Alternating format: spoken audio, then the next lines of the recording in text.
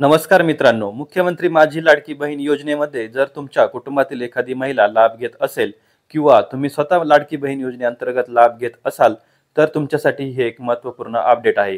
कारण आता इथून पुढे लाडकी बहीण योजनेअंतर्गत जर तुम्हाला हप्ते मिळवायचे असतील तर तुम्हाला ई-केवायसी करणे बंधनकारक आहे।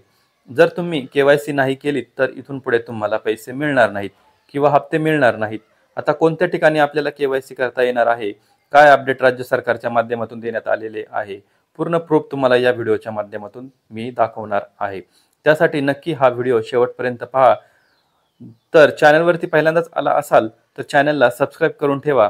आता आपण समजून घेऊया मुख्यमंत्री माझी लाडकी बहीण योजनेच्या अधिकृत पोर्टलवरती जाऊन गुगलमध्ये लाडकी बहीण .महाराष्ट्र.gov.in या नावाने सर्च केल्यानंतर पहिली वेबसाईट दिसेल, यावरती टच करायचंय।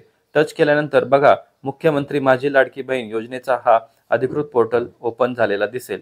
यावरती एक नोटिफिकेशन लावण्यात आलेले आहे, तुम्ही व्यवस्थित पाहू शकता। लाडकी बहीण मुख्यमंत्री माझी लाडकी बहीण योजनेअंतर्गत लाभ घेत असलेला अशा सर्व महिला भगिनींना ई-केवायसी करणे बंधनकारक ठेवण्यात आलेले आहे।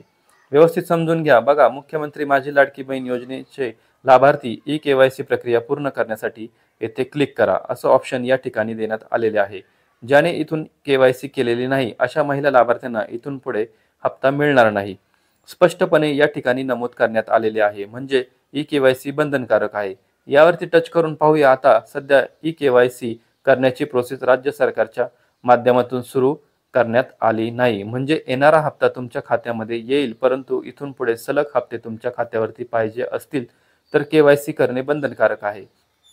जेव्हा केवायसी सुरू होईल तेव्हा सर्वप्रथम आपल्या चॅनलवरती आपण व्हिडिओ घेऊन येऊ। तो व्हिडिओ बघून घरी बसल्या आपण आपल्या मोबाईलच्या माध्यमातून तुम्हाला केवायसी करता येईल।